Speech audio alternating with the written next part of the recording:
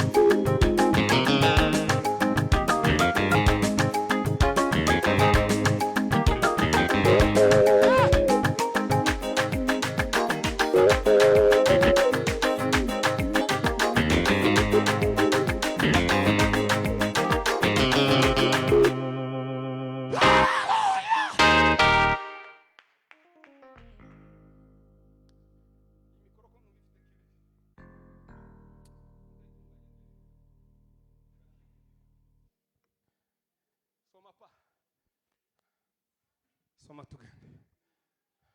some Yakobo 5 no ku 13. Bibiri iravuze ngo mbese muri mwe hari ubabaye? 5:13. Yego. Sawa. Mbese muri mwe hari ubabaye? Nasenge. Hari unezerewe? Naririmbire Imana. Asante. Dukomeze. Muri mwe hari urwaye? Natumire abakuru b'itorero bamusabire, bamusiza amavuta mu izina ry'umwami. Amen. Sawa, jamu Baheburayo. Baheburayo 4:12. Kuko ijambo ry'Imana ari rizima, Yego.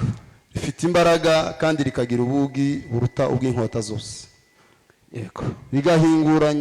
Rigahinguranya ndetse kugeza ubwo rigabanya ubugingo n'umwuka, rikagabanya ingingo n'umusokoro, kandi rikabangukira kugenzura iby'umutima wibwira ukagambirira.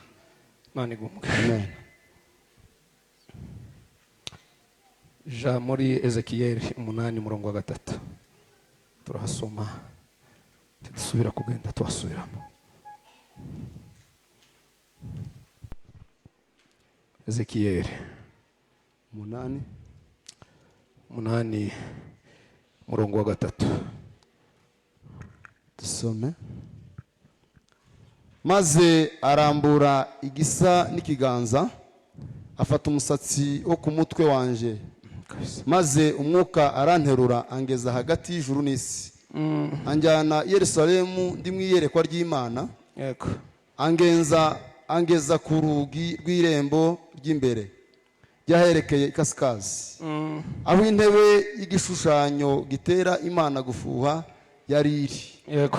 Nuko mbona ubwiza bw'Imana ya Isirayeli buhari, kuko nari nabwerekewe mu gisiza. Yego.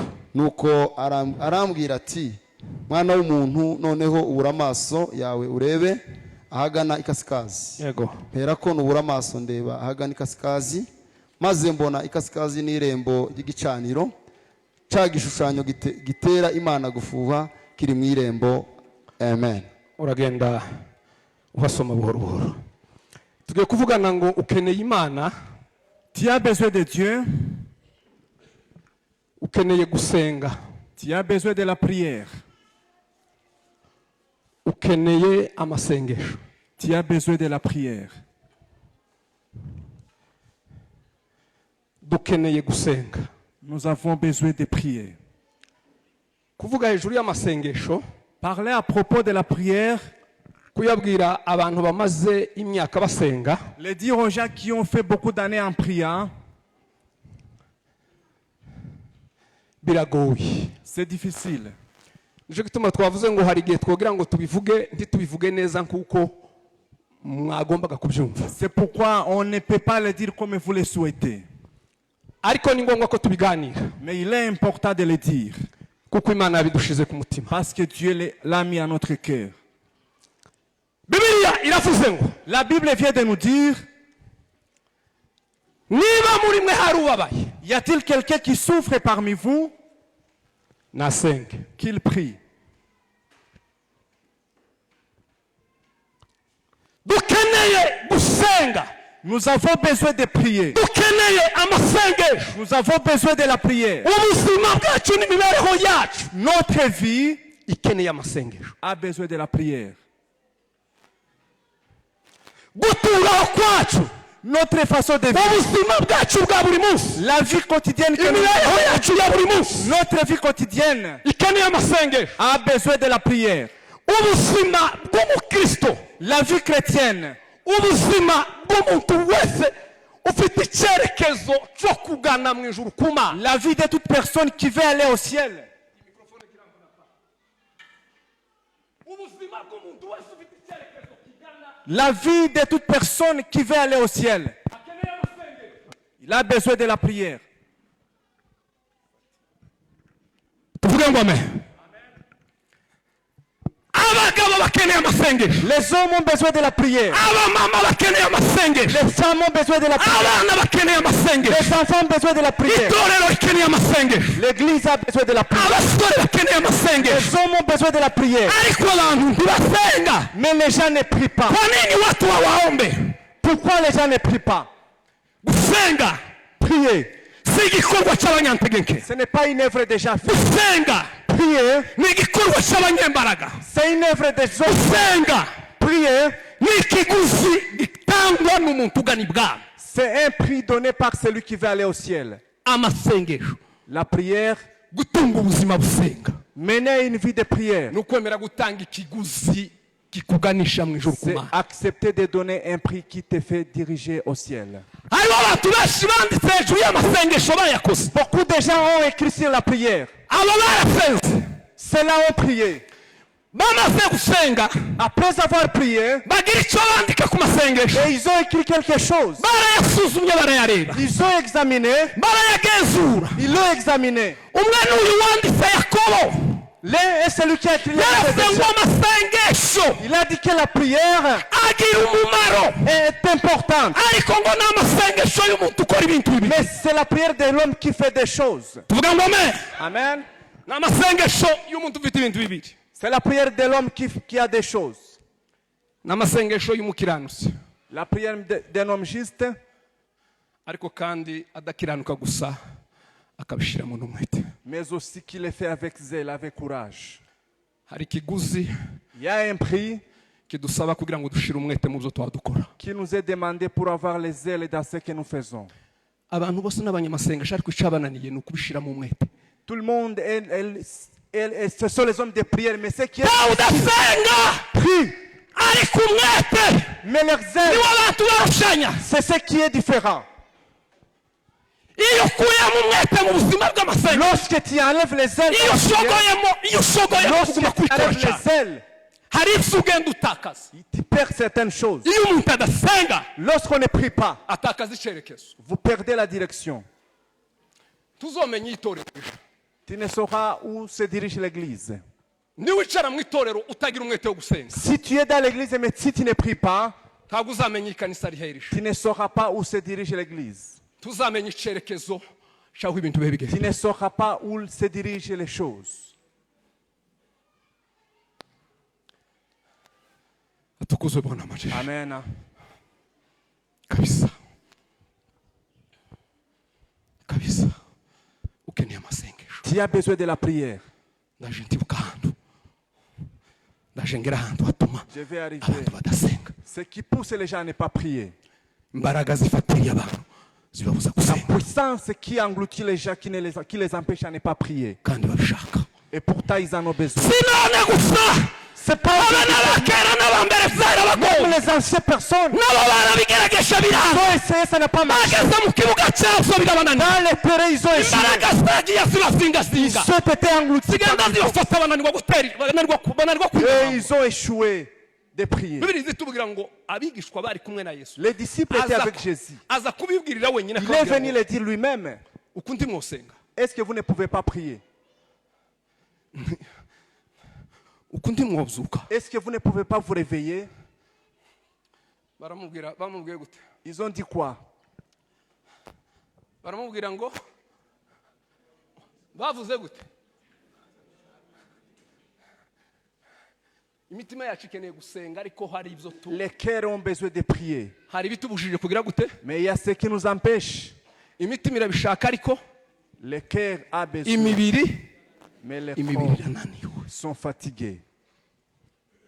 Imibiri yacu irananiwe. Les corps sont fatigués. Nta mutima w'umuntu wese udashaka gusenga Tout cœur de toute personne a besoin de ariko prier. imibiri yacu Mais nos corps irananiwe sont gusenga. fatigués. Sont fatigués. Niki gishobora gutuma duhatiye imibiri? Dukeneye iki? Niki kigomba gutuma tuguma gusenga? Erega intego objectif L'objectif de la prière igitera umuntu gutanga ikiguzi, qui te pousse à donner le umuntu atanga prix, ikiguzi bingana vous donnez le prix de la façon, n'icagambiriye n'icarimo de ce ashakisha que vous désirez, n'icyerekezo ashaka de la kwerekezamo direction que vous cyangwa voulez, resulta ashaka kugeraho. et donner à votre vie à ce que vous voulez avoir. Zigutera gukora recherche zingana na resulta ukeneye. Cela vous pousse à fortifier, à mettre beaucoup d'efforts dans ce que vous voulez trouver. Seko muranumva yemye kabisa. Dukeneye gusenga Nous avons besoin de la prière kugira ngo tubeho. pour vivre. Banyetorero mukeneye gusenga. Les membres de l'église, vous avez besoin de la prière. Mukeneye gusenga. Vous avez besoin de prier.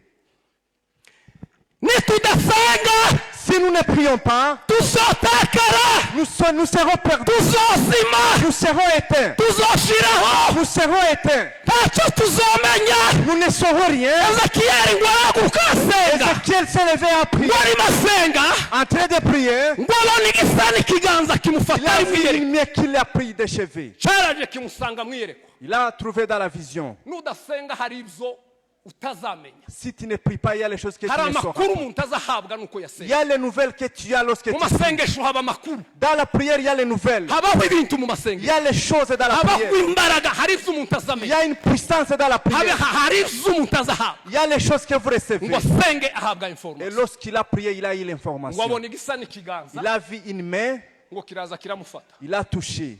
Naho ga ico gihe Et pendant ce temps, Imana ngo yari yarimutse mu ikanisa. Dieu s'était déménagé dans l'église. Noneho abantu bakubita bagerageza gusenga, Lorsque les gens priaient, bagira ngo barasenga pi Ils priaient mais en vain.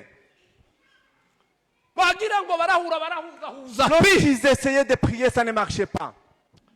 ngo aje imbere y'Imana aje kubaza Il est allé demander igituma ibintu binanirana. pourquoi les choses ne marchaient pas. Imana ngo abone igisa n'ikiganza Il a kimufata vu une main ngo kimutwara hagati y'ijuru n'isi et il y a placé entre le ciel et ngo la terre. kihamugeze ngo ija kumuha amakuru Et y'umuhana. il est allé lui donner les nouvelles de la cité. Yamuhaye amakuru y'umuhana, Il lui a donné les nouvelles de la cité imuheza amakuru y'itorero, et les nouvelles de l'église imuheza n'amakuru y'ubwoko. et les nouvelles de la nation ou de la... Yamubwira ngo Ezekiyeli we Ézéchiel, nirikwa muvuga ngo simbarimo vous dites que je ne suis pas ndakanda dans le coup. kukwereka icaba Je vais te montrer ce qu'il y a eu. wamufashe musome yari ahantu Pendant qu'il lui a yamushanye ahantu wagera ko muri hane il l'a amené dans 4 directions. aja kumwereka ibiheko Il bine est allé lui aller ngo yagiye montrer kumwereka ibicaniro ibicaniro by'abarozi biba mu où marembo les hôtels de yamwereka fétiches. igicaniro kiba imbere y'ikanisa L'hôtel qui amwereka était devant igicaniro l'église. kiba mu marembo y'umuhana L'hôtel qui était dans la amwereka cité. igicaniro agenda amwereka edikota z'uburyo bari barapanze ibintu Comment ils avaient arrangé les choses. bagenda baranja bagenda basiba amarembo Ils avaient Uri hano. fermé les portes. hariho bamwe ngo bari barahafungishije abantu 70 Ils avaient fermé avec 70 personnes. bafunge hatagira ubaca mu maboko Qu'ils puissent entrer, que personne n'entre.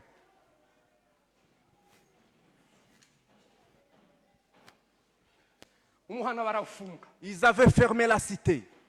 bafata abagabo 70 barababwira ngo hazogira umwana ubacaho Qui est quelqu'un qui passe ici. ngo asubire yuzuzwe dusubire twumve hagira ijwi ribanyura Qu'il entre maintenant dans l'esprit, qu'il puisse parler en langue. ngo afata abandi bagabo 20 Il a pris 20 personnes. abatwara mu irembo ry'itorero Il a placé devant la porte Nguma de musome l'église. ngo agera munsi ngo afata abagore nimba ari batanu Il a pris nabo 5 femmes. ngo aragenda bahagarika muri indi rembo Il les a placés dans une autre porte. amaze Imana iramubwira ngo ngwino uje kukwereka ubutayu aho buri Je vais te montrer où se trouvent les lieux de prière. ayo marembo muzoyabwirwa n'iki mutinjiye mu Quand masengero est-ce que vous saurez ces portes lorsque vous ne priez pas?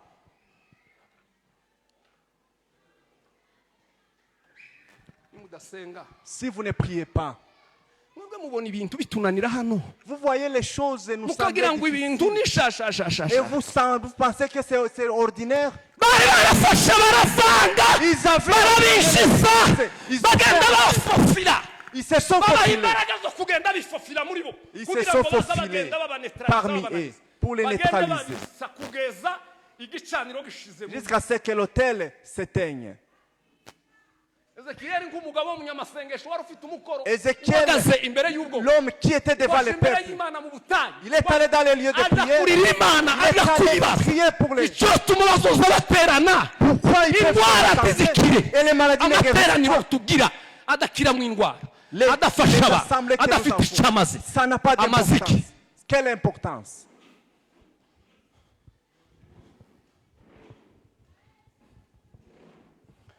Imana irabwira ngo ngiye kukubwira ngiye Dieu lui a dit, kukwereka je vais te montrer. dore abagabo 70 Voici 70 personnes ngo aho baramyirizaga ibigirwamana où ils adoraient les idoles. amweretse abandi 20 mu irembo Il a ry'ikanisa montré aussi 20 personnes devant la porte de l'église. musome ico gice mugende mwumva Lisez tous les Simfite 8e umwanya wo chapitres. kukijamo Je n'ai pas tout le temps. amweretse nabo baplashishega abagore Ils avaient placé aussi les femmes. tibabasize inyuma Et on ne les a pas laissés. amaze bazingazinga ubwoko Ils bazinga ont entré umuhana les peuples, la cité bazinga et n'itorero l'église. amaze abantu baragerageza kugira ngo barebe ko Et les bufasha gens ont essayé de prier. biranga Ça n'a pas marché. iramubwira ngo biranga Il lui a dit ça n'a pas marché. hari umukoro dufite Il y a l'œuvre que nous avons. n'uwo gusenya ivyo C'est l'œuvre de détruire tout ça. n'uwo guhagarara muri ayo marembo De se placer parmi ces portes. zamura imana ishobora ryo dusenya izo mbaraga Nous allons... Alléluia! Hallelujah! Hallelujah! Hallelujah! Hallelujah! Hallelujah! Hallelujah! Hallelujah! Hallelujah! Hallelujah! Tuvuga ngo amen. Amen. Dufite umukoro Nous avons l'œuvre wo gusenya izo mbaraga de détruire ces forces ziri mu marembo y'itorero qui sont dans la porte, ziri mu marembo y'umuhana qui sont dans la porte de la cité.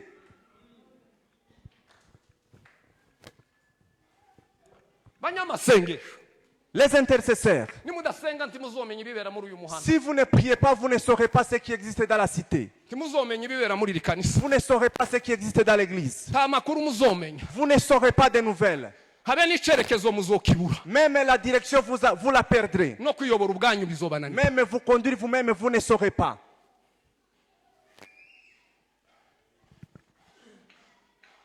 Hari impamvu zigomba gutuma dusenga Il y a les causes qui doivent nous pousser à prier.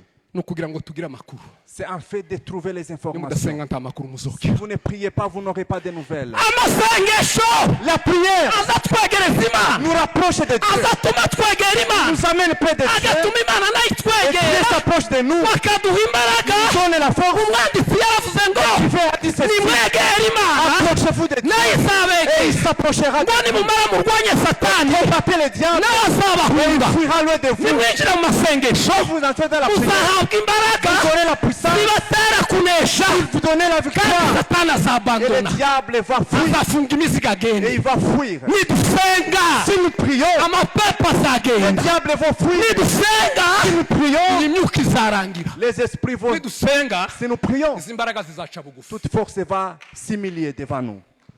umugabo w'umunyamerika w'umusenzi Un Américain qui était un intercesseur, ngo ahabwa amakuru y'uko igicaniro cimutse mu muhana il yaraye. a eu la nouvelle que l'hôtel avait déplacé.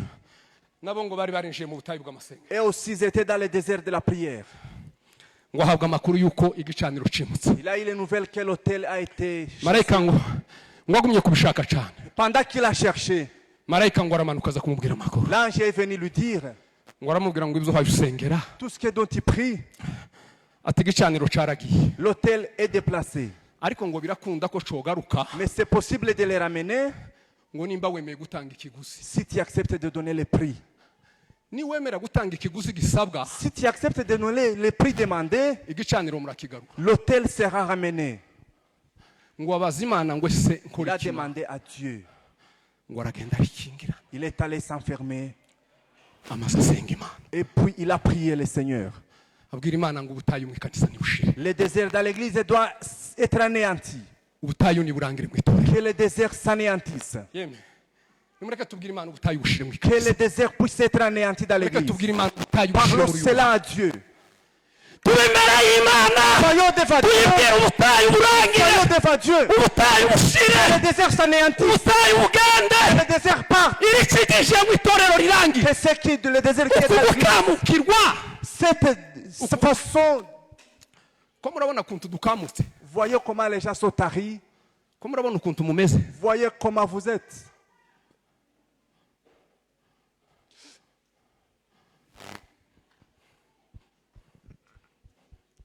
nidusenga Si nous prions tukegera Imana et nous nous approchons de Dieu, zaduha imbaraga zo gutsinda imyuka y'uburyo bune. il nous donnera la force de vaincre les esprits de 4 catégories. umwuka wa mbere Le premier esprit tuzahabwa imbaraga zo gutsinda, que nous allons vaincre, tuzatsinda umwuka w'amapepo w'abarozi. c'est l'esprit des démons, des sorciers. iyo umuntu azavuga uburozi abantu bamwe bakamabishikura abandi bakunama, Lorsqu'on parle des sorciers, les gens sont un peu surpris bakamabita umuntu nk'umwendisipurine, et il semble qu'on est devenu indiscipliné. bikaba bigaragara nk'aho ari nk'ibintu biciriritse by'abantu Ce batoya, sont des choses de petits hommes. abandi bakabyita ibitutsi. Les autres disent que ce sont les insultes. nimba hari abantu dukwiye gusengera ni abaroyeyo, Les gens que nous devons prier, ce sont les gens qui sont allés là-bas. kuko babayeho nabi. Ils vivent une vie ndababwira impamvu malheureuse. babayeho nabi. Je vais vous dire pourquoi ils vivent cette vie malheureuse. ni imyuka bagiyemo bafite ibyo bakurikiye, Ce sont les esprits qui ont joué en ayant les objectifs. batari bazi ko bazogeraho batagiyeyo. Ils ne savaient pas qu'ils les auraient sans y arriver. icyo mvuze muracumvise?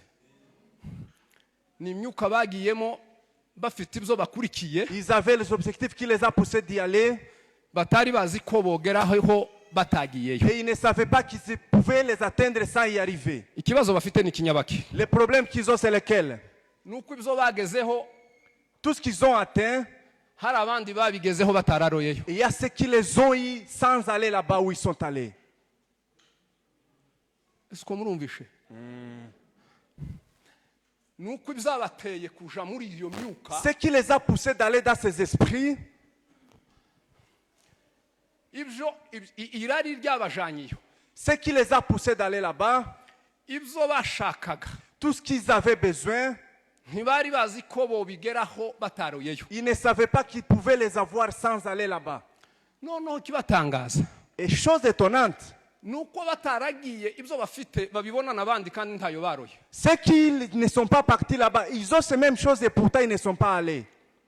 Nico gituma babarwanya bivuye inyuma kuko ikiguzi batanze baguranye ubugingo bwabo ibintu. C'est pourquoi ils combattent avec toute énergie parce qu'ils ont changé leur vie avec les choses matérielles. Bibiliya iravuga ngo La Bible déclare, niki wagurana ubugingo, qu'est-ce que tu peux changer avec la vie? niki wagurana ubugingo, Qu'est-ce que tu peux changer avec la vie niki éternelle? wagurana ubugingo. Qu'est-ce que tu peux changer avec la vie éternelle?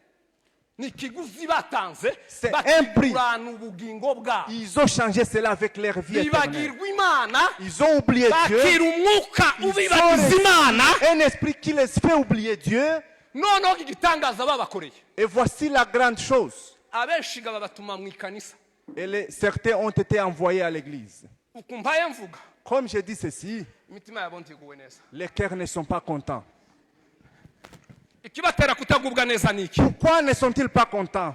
Ni umubabaro baturana w'agahinda bagira kuko batagifite uko bavayo. C'est le chagrin qu'ils ont parce qu'ils n'ont pas les moyens d'abandonner où ils sont Muzoza allés. mubagirira imbabazi mubasengere, Ayez pitié, Dieu, priez pour eux, Imana iri mu ijuru izobatabara ibagaruke. que Dieu puisse les sauver et les ramène.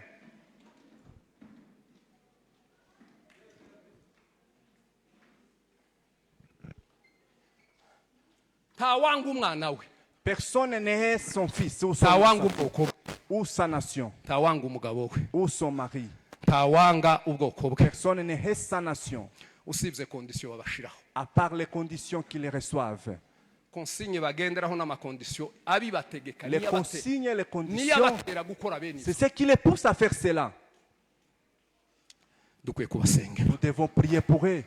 bari mu kaga gakomeye. Ils sont dans les grands malheurs.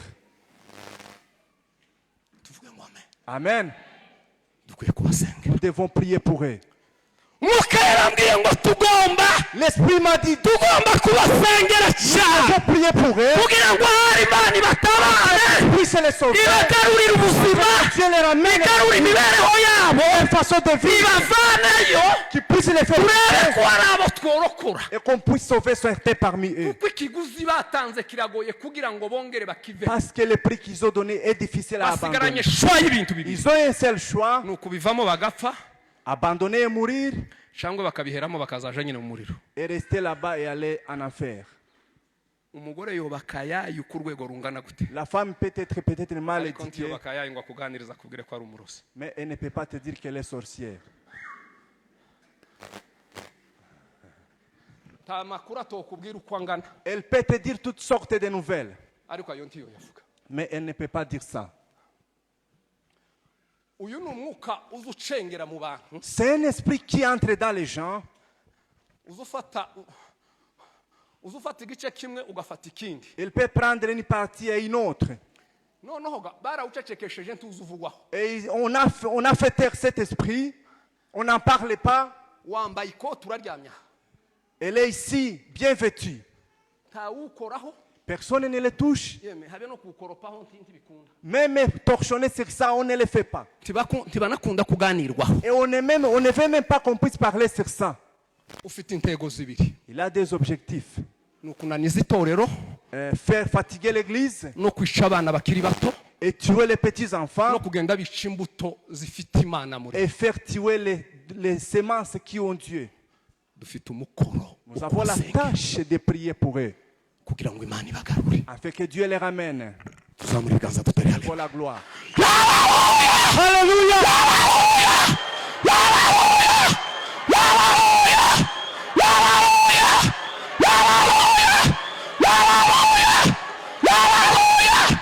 Tuvuge ngo amen. Amen. Imana ni nyembabazi we, Miséricordieux. data ni umunyembabazi, Il est miséricordieux. afite imbaraga zo kubabarira. Il a la puissance de pardonner, Quel que soit ikintu icyo ari cyo cyose gukora. quels que soient les péchés que tu aurais fait.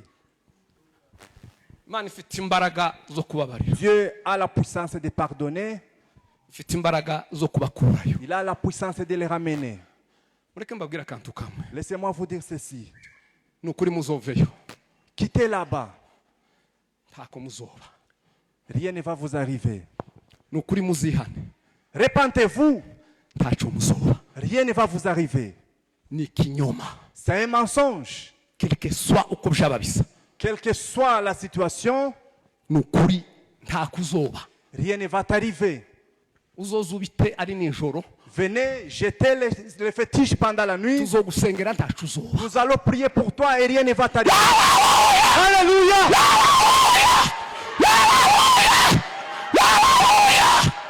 tuzogukorera amahombi Nous allons prier pour toi. tukunyage Nous allons prier pour toi. tugukurayo Nous allons te faire quitter. tuzakurambikaho ibiganza Nous allons prier iyo pour toi. myuka izagenda burundu tuzongera Et kuyumva ces mauvais esprits vont disparaître. ni umwuka C'est un esprit ugomba gukubitwa ukagenda qui doit être chassé. muhaguruke dukubite amapepo Levez-vous, nous allons prier, nous allons chasser les démons. muze tunyage basaza bacu bakuru bacu baramu Nous bacu allons bamama badata arracher ces mauvaises muze choses tubanyage tubakureyo à nos frères amis et nous allons les ramener.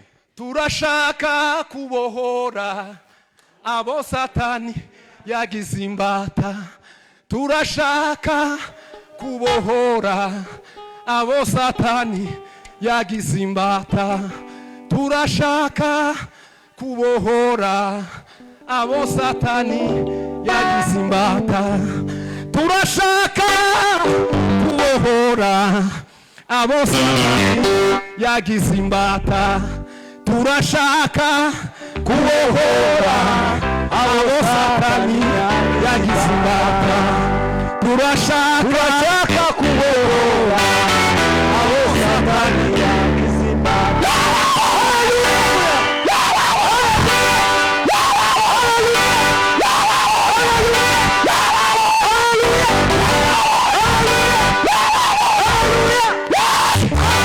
imana ibwira ezekiyeli Je parle à Ézéchiel. kugira ngo genda uhagarare muri ayo marembo Va aller dans les 4 portes. genda uje gukora umurimo wawe Va faire ton œuvre. ja gusenyuza Va détruire. dore keraga ya minota irashize umwuka wa kabiri Le deuxième esprit. nitwegera imana Si nous nous approchons de Dieu, tuzatsinda umwuka w'ubusambanyi nous allons vaincre l'esprit de l'adultère ou de l'impudicité. nimusenga Si vous priez, muzasenya imbaraga z'ubusambanyi vous allez détruire l'esprit de l'adultère ou de l'impudicité. ubusambanyi L'adultère, nicyo kiza gituma satani bwitiza pourquoi le diable l'utilise? nicyo cyaha kiza gikorerwa mu busabane C'est le seul péché qui se fait dans la communion. kandi umuntu yokiguriraho fanta Et on peut acheter même un secret, yokiguriraho ibiryo on peut acheter les repas, yokiguriraho imyenda même les habits. ni ikintu kiri aho C'est un péché qui est là. iyi ni intwaro ya satani ikomeye yakoresheje kuva kera C'est la grande arme du Fawulu diable. azi neza ko itazitsindwa Et il sait que cette arme ni umwuka w'abadayimoni un esprit de démon. nimwambara amaso y'imbaraga Il est utilisé par les uwo diables. mwuka uraryamye muri East Il Africa est là en Afrique. simvuga hano Je ne vais pas dire ici. simvuga hano Je ne vais pas dire ici. uwo mwuka uraryamye hano muri East Africa Il est ici en Afrique centrale. ngo ukunda abantu b'uburyo bubiri Il aime les gens de deux catégories. abantu batuye mu mihango y'idini Les gens qui vivent dans la doctrine ngo religieuse, iyo ubagezemo lorsque tu y arrives, uza wigaragambya ils se manifestent. uza wikiniraho uza witera amababa Ils se sentent à l'aise. Ils se sentent à l'aise. uza wisanzura Ils se sentent à l'aise. iyo ugeze mu barevera Lorsqu'il arrive au niveau des pasteurs cyangwa mu banyamasengesho ou au niveau des intercesseurs, uza wisanzura ils se sentent à l'aise. izi utibura mu muhanda gutya dore uriya mugore karasinzira kanguka urumva tuba tuvuga ubusa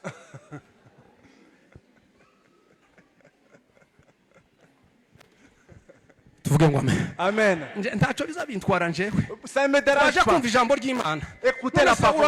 uraza muno usinzire bigende gute aya makuru ga n'ayawe Cette nouvelle te concerne.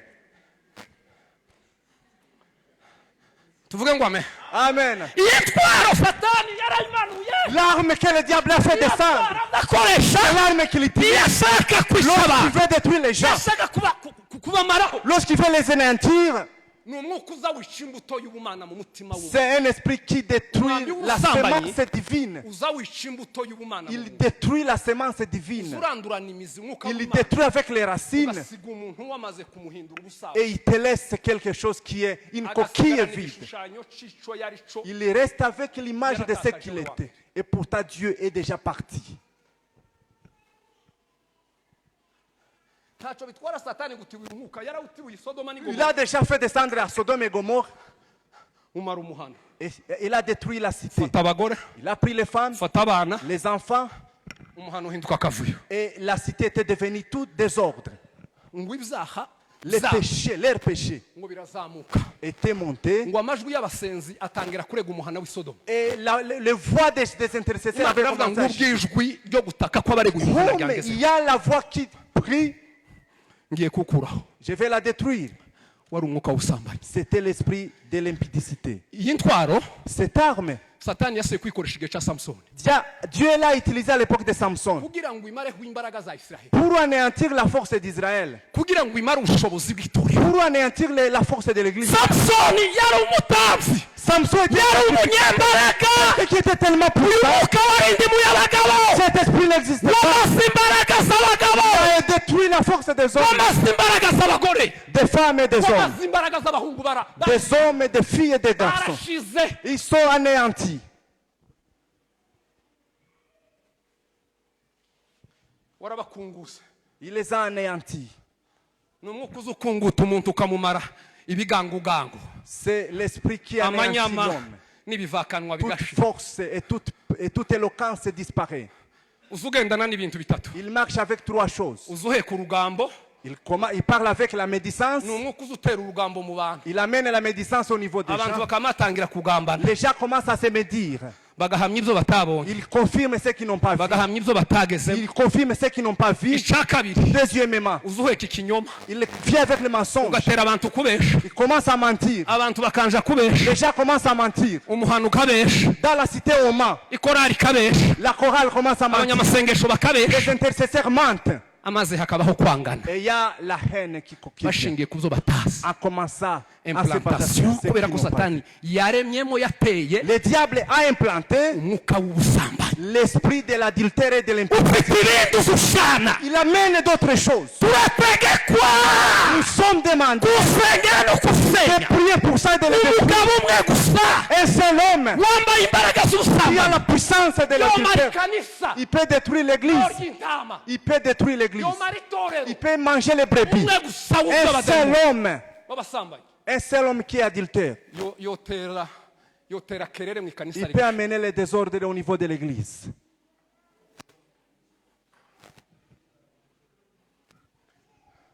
dufite umukoro wo gusenga. Nous avons la tâche de prier. hari impamvu igomba gutuma dusenga. Il y a ce qui doit nous pousser à prier. hari ibyo duhanganye nabyo. Il y a ce qui nous est adverse. ko munumva ngo abakorari mwe mukeneye kugira gute, mukeneye kugira gute kabisa, kugira ngo muneshe ubusambanyi, Pour vaincre l'impudicité. kugira ngo uwo mwuka utazabafata. Afin que cet esprit ne vous saisisse pas. n'uburozi. C'est la sorcellerie. iyo umuntu asambanye rimwe Lorsqu'on fait l'adultère une seule fois, azatakaza amahirwe yo kuzavugana, yo kuzagendana n'Imana, il perd la chance de marcher avec Dieu. ngo azasigara agendana n'abamarayika, Et il marche seulement avec les anges. wazusigara usenga Imana ikakohereza abamarayika, ariko yo Lorsque tu pries, Dieu t'envoie les anges. ubu witakaje babishize. Mais tu l'auras perdu. Samusoni Samson, umugabo ngo wageze utarama akuzura imbaraga, l'homme qui était rempli du Saint-Esprit, ngo akaja mu bitare, il était dans les rocs. tiyogiye mu bantu atabamara, Il ne pouvait pas aller au niveau des gens. Il ngo pouvait les akaja mu détruire bitare kugira ngo agabanye imbaraga, pour diminuer la force. ariko ngo baricara baramureba. Mais on l'a observé.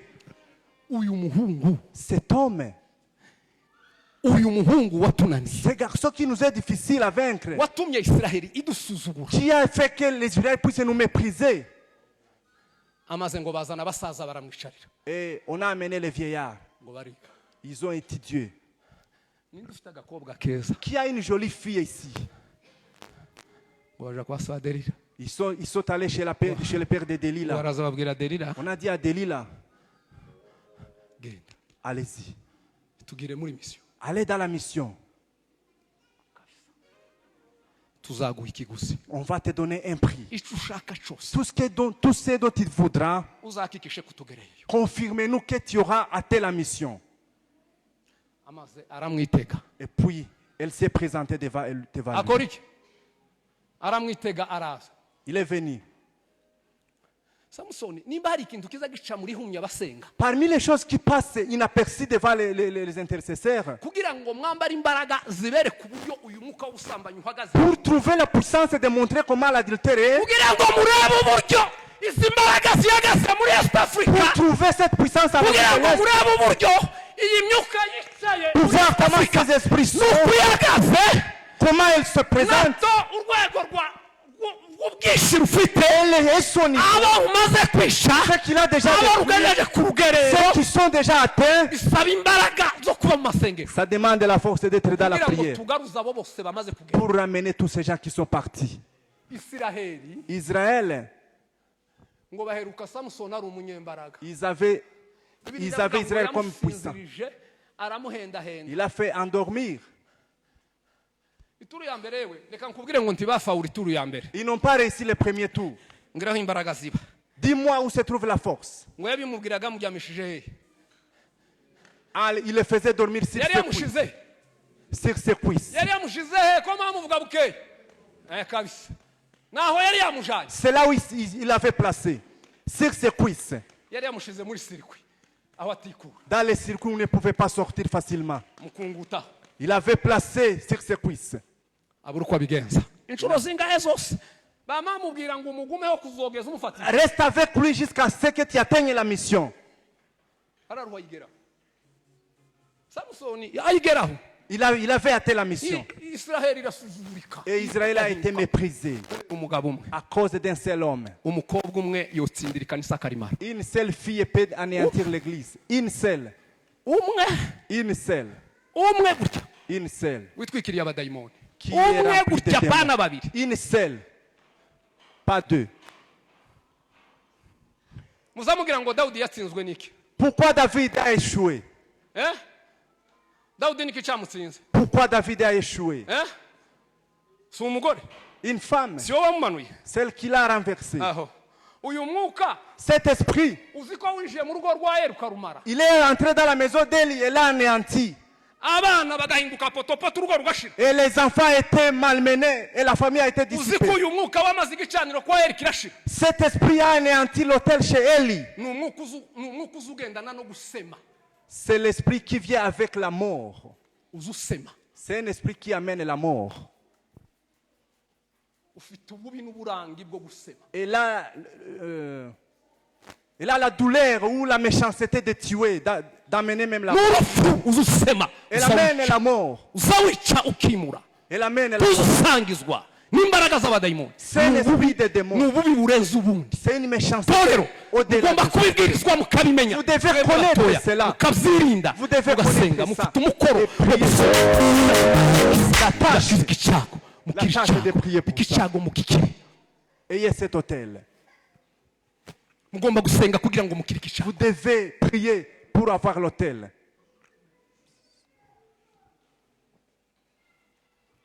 Atukuzwe Bwana amajyepfo. Alléluia. Tuvuge ngo amen. Amen. Uyu ni umwuka uzumara igicaniro. Un esprit qui Izi détruit mbaraga l'autel. zizazizana urugambo. Amène la médisance. Byamara rukazana urwango. Et amène aussi la haine. Ruzaruzungurusa amakuru.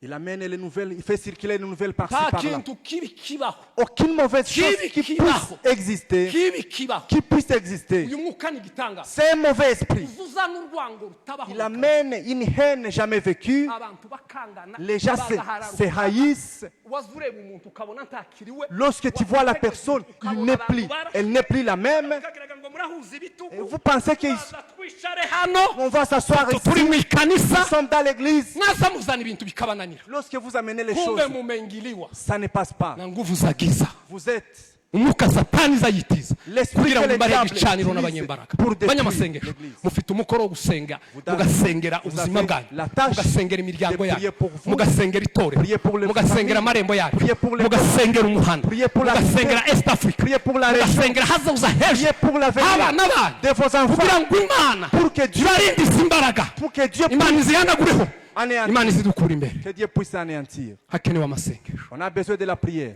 kugira ngo utsinde uyu mwuka pour vaincre cet esprit.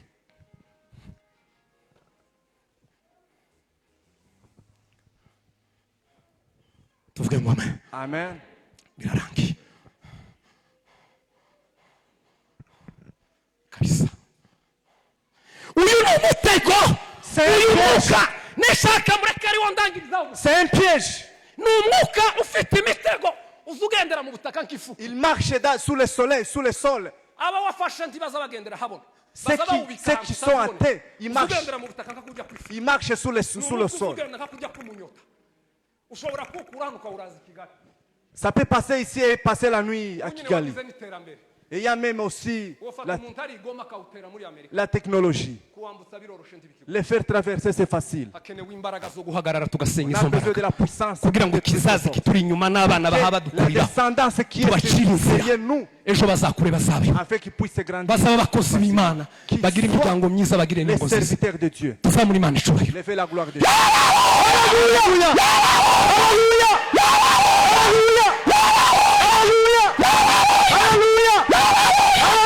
tuvuge ngo amen Amen. reka ndangirize kuri uyu mugabo umwe gusa Un seul homme, on va finir sur lui.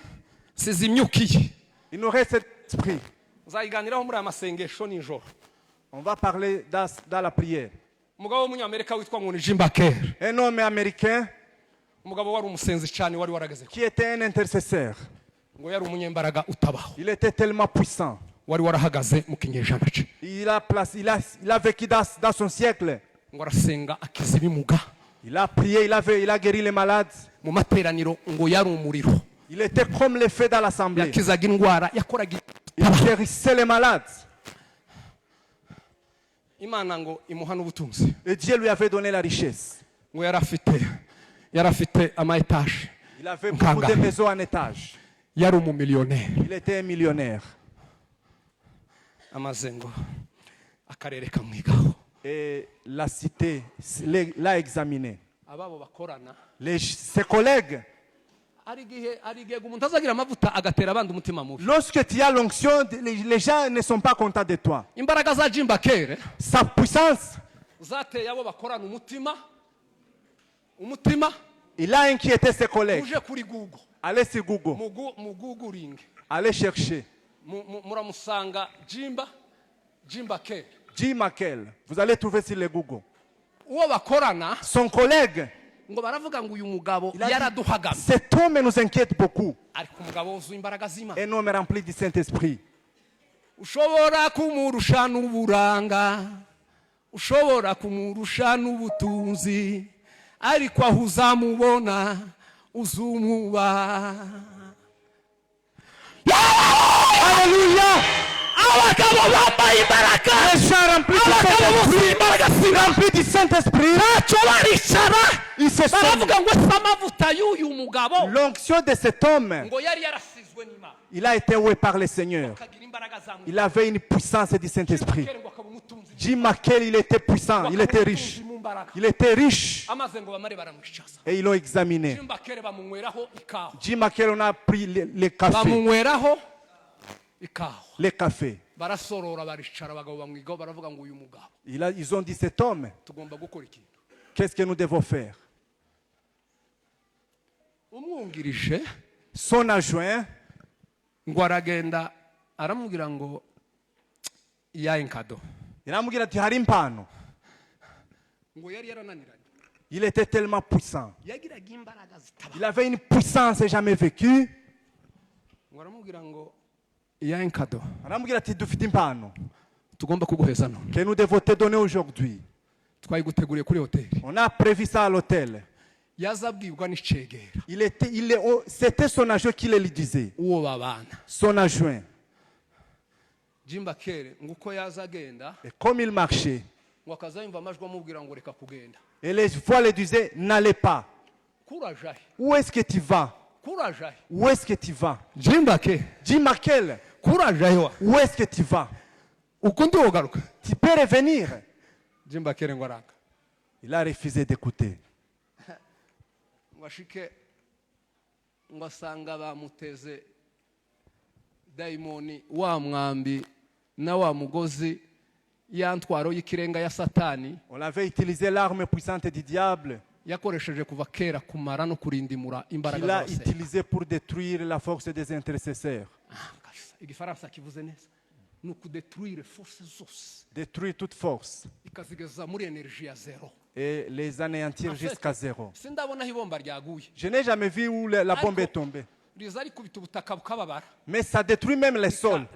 riza ribuhindura Ça renverse même les sols. n'intwaro ya satani zikubita mu mutima ikawuhindagura. C'est l'arme du diable qui renverse même le cœur de quelqu'un.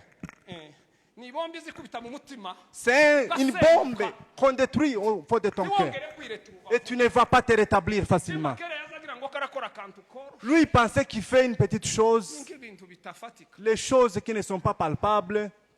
ngo ageremo En y arrivant, ngo asanga bamuteze ikigusha on lui avait prévu quelque chose qui va lui faire tomber.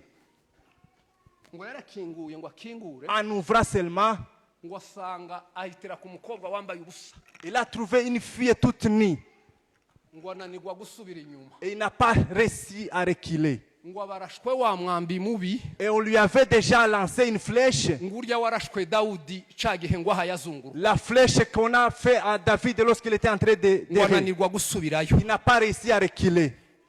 ngo arakomeza aragenda Et il a continué à marcher. ngo akirangiza gutyo Pendant qu'il finissait, avuye mu solari barimo pendant qu'il finissait tout ce qu'il avait, ngo amaso ye arahweza et ses yeux ont été ngo ouverts. aje kurangiza agiye kureba Et lorsqu'il voulait voir, ngo abona imana iramukingura Dieu l'a fait ngo ouvrir abona ses yeux. imbaraga zamugandiriye La kuva vie, ca gihe cyose la yabayeho force qui lui a abona entouré, imbaraga zamurinze muri ya la myaka force yose qui lui a protégé. ngo abona ko zose zimuvaho Il a vu la force partir. abona ko abamarayika bagenda Il a vu les anges partir, ingabo z'imana ziragenda l'armée de Dieu partir, ibyari bimurinze byose tout ce qui biragenda lui entourait partir. jimbakere ngo abona ngo ubwoba buramufata Il a été pris par la peur. arirukanka aja kureba pasiteri wiwe Il est allé voir son pasteur wari waramubyaje ubutumwa qui lui a fait naître de l'évangile. aramubwira ngo mbabarira Il a dit pardonne-moi. ngo amare aramubabarira Le pasteur lui a pardonné. ngo agira ngo byashize Il a pensé que c'était fini. hashize amezi abiri mushumba 2 mois après, wa mukobwa aramuhamagara la fille lui appela. aramubwiraga ngo nafashe videwo Il a dit, j'ai pris la vidéo. ndayikubita hanze Je vais la balancer. donc umugabo L'homme areba sikise n'urwego yari ariho mu il a vu son succès qu'il avait dans la cité areba imbaraga yari afite et la puissance qu'il avait areba stati sociale hanze et son statut social areba urwego yari ariho hanze et son niveau ici dans la cité. ngo ibihumbi yamuciye se make ibihumbi 240 z'amadolari 240 000 $. jimbakere Jim Mackey, arebye ministeri il a vu son arebye ministère, amasheni ya televiziyo les yari chaînes de afite télévision qu'il arebye ahantu avait, yagejeje ubutumwa comment il a fait répandre l'évangile. yewe aho kugira ngo uzorwane intambara yo gusibasiba ibyo wakoze Au lieu de supprimer ce que tu as fait, tu peux abandonner bien avant. ngo aragurishije aramwohereje Il a vendu les billets et il a envoyé l'argent. 240 gusa 240 000 $. ngo ashira amezi 3 3 mois après, wa mukobwa araza aramubwira ngo la fille est revenue. keneye miliyoni izi J'ai besoin de miliyoni zingahe 3 millions. utazizana nkubita hasi Si tu ne les amènes pas, ngatumura umukungugu mu muhanda je vais balancer et la cité va être. kabisa ndagushira hanze Je vais balancer les vidéos. mu gihe kiri aho ngaho Pendant qu'elle était là, yibaza icyo ari bukore il se posait qu'est-ce qu'il va faire. akirimo atekereza ngo Il se se posant la question, umaje ndikomporta comment me comporterai-je? dore n'abana Et les enfants, itorero l'église, akarere la région, aya mashene yose nabwiye toutes les chaînes de télévision. ke video yanje igenda isirikira Comment je vais laisser ma vidéo circuler partout? ngo igihe yagerageza kwikuraho Pendant qu'elle essayait de les supprimer, ba bagabo banyoye ikawa mu Les hommes qui ont pris le café avec lui, baraza baramubwira ngo ils sont venus, ils lui ont dit, hariho fuite y'amakuru. il y a la fuite d'informations. Amakuru hari amakuru hayazerera. Il y a les nouvelles qui circulent dans la cité. None twabonye ngo ubushatse aho uja Tu peux aller quelque part kugira ngo dusibanganye ibimenyetso vy'iki pour que nous puissions supprimer ces fuites d'informations. ni ku nyungu z'ikanisa C'est pour l'intérêt de ni l'église, ku nyungu z'itorero no pour ku nyungu l'intérêt zawe de l'église, kugira ngo amagambo abanza ahohe mu bantu pour uzogaruka disparaître les signes. sinya hano Tu vas signer ici. naho kumbe bashizemo uduclose tuvuga Ils ont mis les clauses qui disaient, bashizemo utujambo tuvuga les paroles qui disaient, ngo ntazongere gukandagiza ikirenga ahangaha kuko iyi ministere itariye qu'il ne puisse pas piétiner ici parce que le ministère ne lui appartient pas. yewe umuntu baza baja gukiza iyo video La personne qu'on voulait yumvaga no sauver, gutanga ministere byoroshe il voulait même donner le ministère. ntayidishwaga yari afite Il n'avait pas de choix. yari umushumba w'umunyembaraga yari Il afite était un pasteur tellement puissant. ngo yinjizaga yari afite abakristo binjizaga ku mwaka 140 millions de dollars À l'année, Muri il ministère. faisait entrer 140 millions de dollars. 140 millions de dollars ariko ibyo byose Mais tout ça, ngo abure uko abigenza il n'a pas trouvé quoi faire.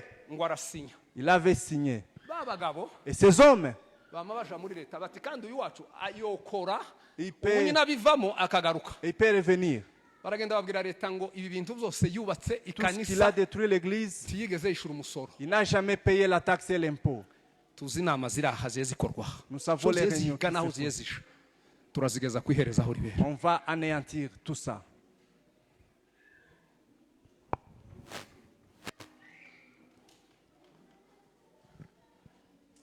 tuvuge ngo amen. Amen. leta ngo iraza L'État est venu, iramufata il l'a arrêté. jimba kere bamutaye hehe muri Il a prison jeté dans la prison. wa mupasiteri wamugambaniye Les pasteurs qui avaient comploté contre lui, aragenda iwe aja kubwira umugore amakuru il est allé raconter la ati nouvelle à sa femme. nta mugabo ugira Tu n'as pas la femme, tu n'as pas le video mari. hirahari amakuru arahari Il y a la vidéo. uririrwa ubaza se Tu vas poser des Ufite questions. amakuru. Nous avons les nouvelles. ngwino nkwitwarire Viens, je vais te prendre. aramufashe aramutwaye Il a amené sa femme. umugore amukoreye divorce ari hehe Il a fait le divorce ari muri étant prison amwohereza urwandiko rwa divorce dans la prison. aramubwira ngo ubwo wanze kunumva Comme tu as refusé de m'écouter ukanga kumva no kwitondera ijambo ry'imana et d'écouter la parole, nuko genda pars. atwara umugore atwara abana Il a pris la femme et les enfants. ko murumva yari asigaye Qu'est-ce qui restait? bari batwaye ministeri On avait pris le ministère, bari batwaye amazu on avait pris les maisons, ifaranga zari zagiye k'uwo mukobwa la femme était partie, l'argent Izindi était abo parti ngabo de la femme, bazijanye. et l'autre chez ses noneho hommes. n'urugo yasize nago Et rwagiye les familles aussi étaient parties. jimba kera asigara gutyo wenyine Jim Makiel resta lui-même dans la prison. amaze ngo asanga nta yindi shwa asigaranye Il n'avait pas de choix. arasenga Il pria.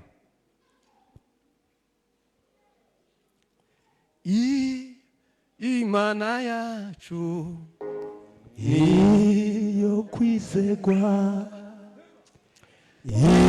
igirira neza bayikunda ntabwo iterana uyisanga wese iyo riyanze amaso ihorihanze amaso abayitakira abayise ntabwo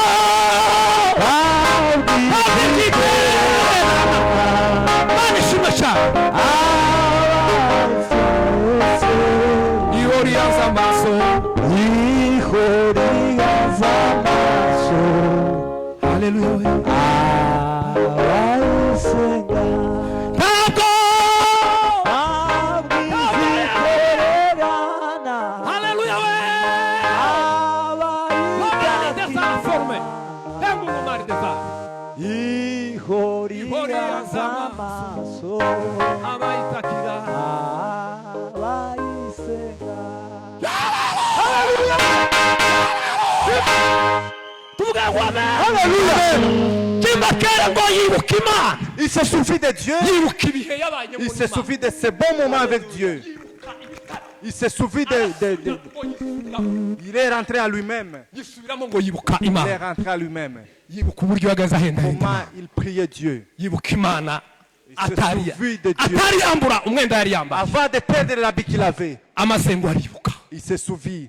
ngo arapfukama Il s'agenouilla. aravuga ngo mana Il a dit, Père, rimwe gusa une seule fois mbonera imbabazi imbere yawe que j'ai la grâce devant toi. mbonera imbabazi mu biganza Que je byawe trouve grâce devant toi. imana iramubwira ngo Dieu lui a dit, ndakwemerera je l'accepte ariko urasabwa ikintu kimwe à une seule condition. ni ukubabarira aba bantu bose uhereye Pardonnez inzira toutes ces nzabicishamo personnes. nkugarurira ibintu n'ejo uyizi La façon dont je vais ramener tes biens, c'est moi ariko qui connais. ndagusaba kubabarira aba bantu Mais bose je te demande de pardonner toutes ces personnes. uhere kuri uriya mugabo wakugambaniye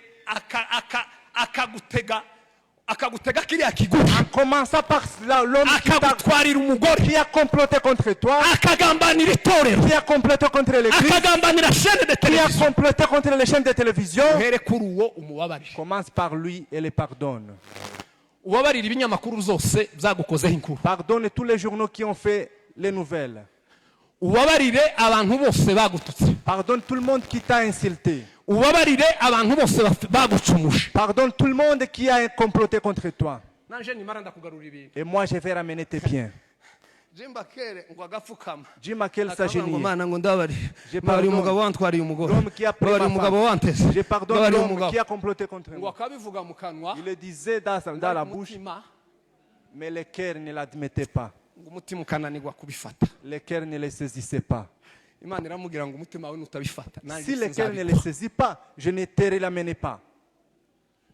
yeme ngaho mutekereze nk'umuntu Écoutez. wamuteze ico kigusha L'homme qui lui a umuntu comploté contre lui, wagambaniye umurimo akawujana l'homme qui a pris le ministère, akaja kumurega muri leta l'homme qui est allé l'accuser chez akamutwarira l'État, abana l'homme qui a pris ses akamara enfants, urugo l'homme qui a détruit yibereye la muri famille, prison état dans la none prison, ngo karamusaba ngo et amubabarire lui a demandé de le pardonner. iramubwira ngo nudatanga ico kiguzi Si tu ne donnes pas ce prix, ntuvaha n'ibintu tu tuzobibona ne quitteras pas ici et les biens ne te seront pas ramenés. nuko ngo yisunga umwuka wera Il a aravuga ngo demandé le aho Saint-Esprit. aho bigeze Là où les choses arrivent, nk'umuntu sinobishobora avec la nature humaine, si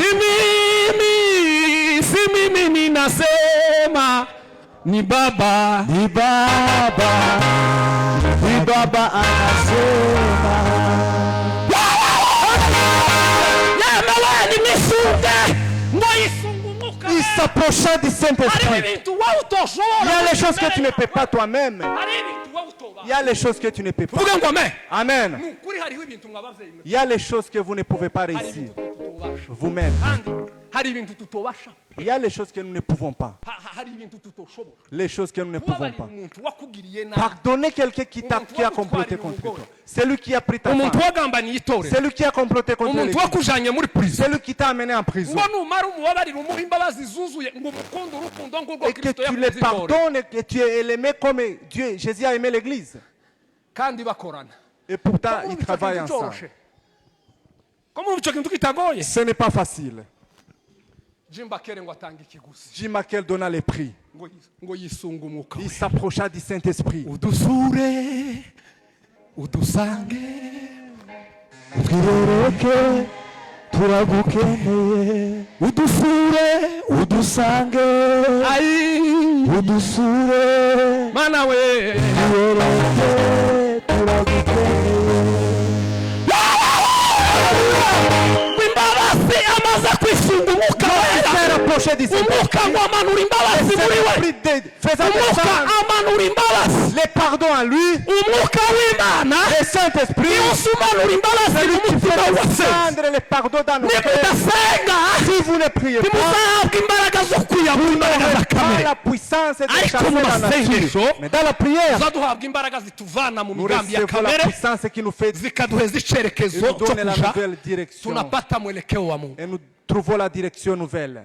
amasengesho La prière, azaduha imbaraga nous donne la force zo kubasha ibyo tutobasha turi mu de réussir ce que nous ne pouvons pas réussir état dans la akatugeza ku nature. rwego rwiza Il nous fait à un bon rwo niveau gukora ibyo kamere zacu de faire zitokora ce que la nature ne peut pas. niyo harya pawulo yavuze ngo C'est là où Paul a dit, zibasha gukora ibiruta peut cyane faire au-delà ngo ibyo twibwira de ce que nous ngo croyons, n'ibyo dutekereza ce que nous pensons, kuko imbaraga zayo ziri par cause de sa z'ubushobozi bwayo bwinshi puissance et sa ngo puissance bukorera muri twe qui agit en nous. nubwo nibwo umwuka azaduha C'est lorsque le Saint-Esprit azaduha imbaraga nous donne la puissance zitubashisha qui nous donne gukora ibyo kamere à faire ce que itemera la nature ne peut pas. smith yaravuze ngo Smith a dit ceci. umugabo wo mu binyejana bya kera L'homme des anciens wo mu siècles, kinyejana cya 18 du 18e yavuze siècle, 4 principes de prière il a dit 4 principes de la prière. yavuze ibintu bine birenga uko abantu basenga 4 principes de la prière. reka maze nkubitanu ngaruke kuri Jim Bakeri murangize Jim Bakeri ngo afata akanya ko gusaba imbabazi Qu'elle a prié à demander pardon. ngo imana imaze kubona ko umutima we umaze kwakira kubabarira Lorsque le cœur avait reçu le imana ngo pardon, ibonye kuko yamashije imbabazi lorsqu'il yazitanze avait noneho neza décidé de pardonner, imana ngo ikora ikintu kimwe Dieu a fait une chose. ngo iragenda Il est parti. urubanza rwe ngo rwari rugeze muri cour supreme Et le procès était au niveau de la Cour suprême. bagenda barusengerezanya Il avait dépassé des niveaux. hakaba ngo hari abanyeshuri bari bageze mu mwaka wa nyuma baha bakora za masters Il y a les élèves qui faisaient, les étudiants qui faisaient les ngo masters. baheza tezi ivuga ngo bige hejuru yo kugwa kwa Jim Bakeri la chute de Jim Bakeri On lui a ngo donné arico les bandikaho thèses, qu'on puisse écrire sur le thème la chute de Jim Mackey. ngo haboneka umwanya uhagije yo gukora recherche ku cyamugushije Et on a eu le temps suffisant de umwami faire ce qu'il a ngo fait. arababwira ngo mukijemo neza mucige neza baragenda bakora recherche neza Ils ont baricara fait des recherches. bakurikirana akantu ku kandi Une kuko chose. bari bamufufitega urumva ibintu byose yaza asinya yari nko muri filime C'était comme un arimo film, arengera video imwe une seule vidéo. yobunza umugabo akava muri uyu muhanda akagenda Ça peut chasser Une- un homme de la vie, de la cité. Une seule vidéo. nta kindi Jim Bakeri yagombaga gukora Jim Mackey ne pouvait pas faire autre chose. ngo bakora recherche ku buzima bwe On a fait la recherche sur sa vie ngo bamare bose bahuriza ku kintu kimwe et ils ont convenu une seule chose. baravuga ngo Jim Bakeri yararenganye Jim Mackey a été ibi byose malmené byabaye injustement. Tout ce qu'il y a ni eu, akagambane yakorewe c'est un complot contre lui. itorero ry'imana Église de Dieu. reka ndekeraho Je vais finir par là. nange kubabwira 4 principes za Smith J'allais dire les 4 principes de la prière dit par Smith. mbabwire kugwa kwa Jimmy Swaggart J'allais dire aussi la chute de Jimmy Swaggart. mbabwire ukuntu yarindimutse arika yari Comment umugabo il a w'umunyembaraga chuté, il était tellement puissant. yari afite abakristo 50,000 Il avait 50 000 personnes itorero rirashira et asigara l'église était détruite asigara nta muntu n'umwe afite sans aucune personne. niki wakorewe utotanga kugira ngo winjire mu buzutsi Qu'est-ce qui t'a été fait afin que tu ne puisses pas donner, afin que tu puisses trouver les réveils? gutunga imbaraga z'Imana birashoboka Garder la puissance de Dieu, c'est possible. gusubirana ibyo wanyazwe birashoboka Revenir, être donné ce qui t'a été renversé. gusubirana ubuzima bwawe birashoboka Si c'est possible. kongera guhagarara amasezerano biyakunda Se tenir dans ariko hari ikiguzi Il y a un hari prix. ikiguzi hari ikiguzi kigomba gutangwa Il y a un prix hari à payer. ikiguzi usabwa Un prix à kugira ngo payer. wongere usubirane ubuzima Pour que tu reviennes, si uko wari umeze tu hari trouves la ikiguzi vie, une hari vie ikiguzi encore. usabwa Il y a un prix que tu dois donner. ndangirize kuri iki kintu Je vais finir par une chose. ntidushinzwe gusenga gusa Nous ne sommes pas là pour ariko prier. dushinzwe no kurinda amasengesho tumaze gusenga Nous devons aussi garder la prière que nous avons priée. ntabwo ari ugusenga konyine Ils ne font pas seulement ariko prier. no kurinda amasengesho tumaze Gardez aussi la prière que tu as kubera faite. amaso amahuduma tumaze À gukora cause des prières que nous avons faites. kuyarinda kuyafata neza no kuyakorera isuku Il faut imana ntikeneye ko dusenga menshi Dieu ne veut pas que nous prions ikeneye beaucoup. daboro ko tubanza kurinda ya Il veut twasenze que nous puissions protéger ce que nous avons ibitaramo prié. wataramye si bikeya ngo Les uzongereho cultes que tu ibindi as fait, banza urinde bino garde ce que tu as fait. ibi umaze kugeraho birinde Ce que tu as fait, nimubaze murinde ibyo mumaze kugeraho gardez ce que vous avez eu. imbaraga mwarasenze Vous mwarabyumva avez prié, oui, nimubaze muziporoteje mais protégez ce que vous avez fait. mubaze muporoteje ibitaramo Protégez les veillées de prière. protege indirimbo mumaze kuririmba Protégez les chansons. aho mumaze kunyura muvuga imana Où vous êtes passé en n'ibikorwa train de n'imirimo dire y'imana Dieu. mumaze gukora Vous devez protéger. nimuyirinde nimuyifate neza Protégez-les. mufite umukoro Vous avez la wo tâche kubirinda kugira de ngo les bikomeze protéger.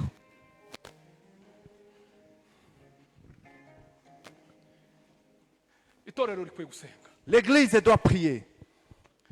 muzaze dusenge. Venez prier. Hari impamvu zigomba gutuma dusenga. Il y a les causes qui doivent nous pousser à prier.